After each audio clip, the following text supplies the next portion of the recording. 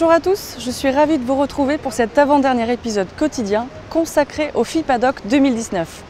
Commençons tout de suite par un focus sur la catégorie Impact, une sélection de documentaires sensibles, lanceurs d'alerte, émouvants, voire inspirants, avec toujours cette volonté d'agir et de faire changer les choses. Un reportage signé Hugo et Guillaume, étudiants de l'IUT de journalisme de Cannes. Parmi toutes les catégories du FIPADOC, il y en a une qui cartonne et se démarque des autres. C'est la catégorie Impact. C'est une sélection de 8 documentaires traitant de sujets environnementaux, sociaux ou sociétaux, pensés pour interpeller et sensibiliser le spectateur. Des sujets chocs et coups de poing qui ont pour but de faire évoluer les consciences, faire réagir. Parmi ces films, il y a Défi de solidarité, un documentaire sur les mineurs immigrés venant juste d'arriver en France. Effectivement, on est ravis que ce soit dans la section Impact. On aurait été ravis de toute façon d'être au FIPA. C'est juste génial d'être ici et d'être reconnu comme un documentaire qui veut alerter et dénoncer. De toute façon, nous on fait des films pour qu'ils soient vus et qu'ils aient un impact justement sur le public, sur les téléspectateurs. Une sélection présentée pour la première fois cette année, mais déjà très populaire et appréciée des festivaliers, comme ici à la sortie de la projection de Coming Out. Tous les sujets à dimension sociale m'intéressent.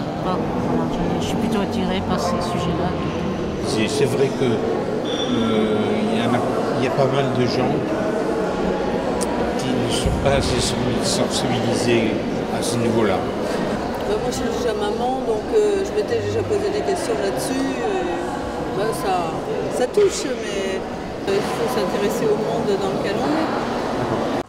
Parmi les 8 œuvres projetées, une seule repartira avec le prix CNC, Image de la culture, et par la même occasion avec 5 000 € sous forme d'achat de droits dans le catalogue de documentaires CNC. Hier soir, c'était la FIPADOC Party au Casino Municipal. Elliot et Kémis, étudiants de l'IUT de journalisme de Cannes, nous racontent cette grande soirée de fête précédée d'une projection de court-métrage.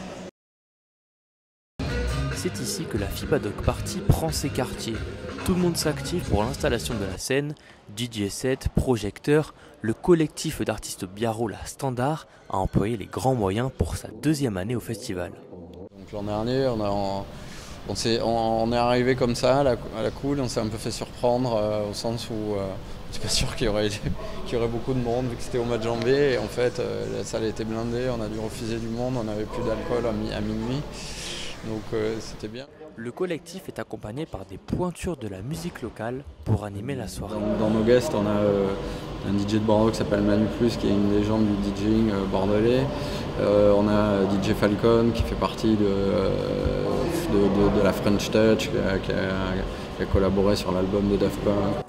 Début de soirée sur les coups de 21 h, l'ambiance est montée crescendo sur la piste de danse, au rythme de la musique des artistes de La Standard, pour le plus grand bonheur des festivaliers. Aujourd'hui, le format story ou format vertical devient de plus en plus populaire sur les réseaux sociaux.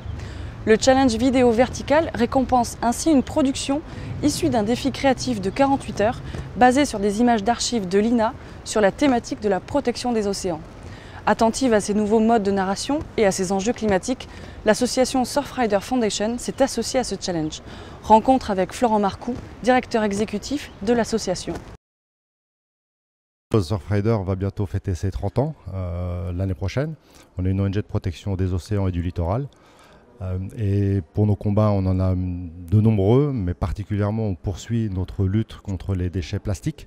Ça représente 80% des déchets qu'on retrouve dans l'océan. Ça reste un fléau majeur avec une responsabilité partagée depuis bien sûr les pouvoirs publics, mais aussi sur un tas de pratiques industrielles et également le comportement de chacun d'entre nous, les citoyens. Donc ça reste un combat majeur pour Surfrider pour cette année 2019 et bien sûr pour la suite. On travaille aussi beaucoup sur les enjeux de qualité de l'eau et de pollution des eaux de baignade, des eaux de pratiques d'activité nautique, bien sûr sur les problématiques de pollution bactériologique, mais également de pollution chimique. C'est un enjeu majeur, une bombe à retardement pour nous sur lequel il va falloir se plonger sérieusement dès cette année et sur les années à venir. Et puis on travaille bien sûr aussi sur les enjeux du changement climatique qui vont bouleverser complètement nos côtes, nos littoraux, avec tout un tas de stratégies et de projets, que ce soit pour l'adaptation au changement climatique, que ce soit pour l'atténuation au changement climatique. Il faut qu'on se prépare à ce changement, à ces modifications, ce qui n'est pas forcément le cas. Il faut qu'on puisse s'assurer qu'on ait des projets les plus adaptés et les moins perturbants, tant pour les écosystèmes que pour les usages.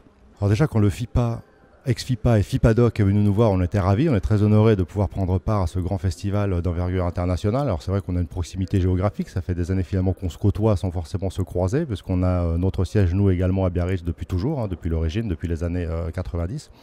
Et ils sont venus nous voir pour peut-être ensemble contribuer à mettre du sens à ce FIPA dans cette nouvelle version, c'est-à-dire ce FIPADOC.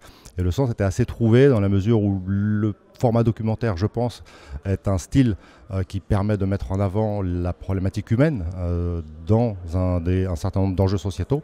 Et c'est la particularité de Surfrider également dans le panorama des ONG environnementales. On est né d'une mobilisation de surfeurs à l'origine, qui sont mobilisés pour protéger l'océan, pour également protéger finalement leur terrain de jeu. Donc on a toujours, nous, cette spécificité en tant que Surfrider de trouver le juste équilibre du citoyen dans son environnement ou du pratiquant d'activité nautique dans l'océan de façon plus particulière. Voilà, donc l'humain reste au cœur et je crois que c'est ce qu'on partage assez naturellement avec le FIPADOC. Donc on est très heureux.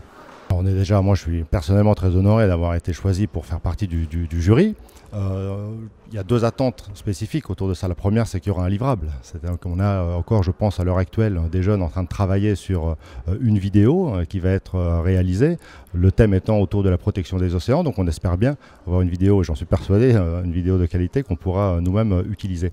Et donc on est intéressé par ces nouvelles technologies, ces nouveaux formats aussi de vidéos, en l'occurrence là, une vidéo verticale, parce qu'aujourd'hui, on le sait, les réseaux sociaux sont des outils majeurs pour toute organisation qui souhaite faire passer et porter des messages. C'est évidemment le cas d'une ONG comme la nôtre. On a besoin de mettre je dirais, de la pression sur nos pouvoirs publics, sur les entreprises, sur les citoyens et à travers ces vidéos et ces types de formats, on peut s'appuyer sur les réseaux sociaux, sur les youtubeurs, sur ces influenceurs du web qui sont aujourd'hui un relais finalement assez important pour les organisations comme les nôtres. Nous terminons cet avant-dernier épisode quotidien ici depuis la gare du Midi où la soirée de clôture va se tenir dans quelques instants. En attendant, continuez de contribuer sur le hashtag FIPADOC 2019 et on se retrouve demain pour la suite et la fin du festival.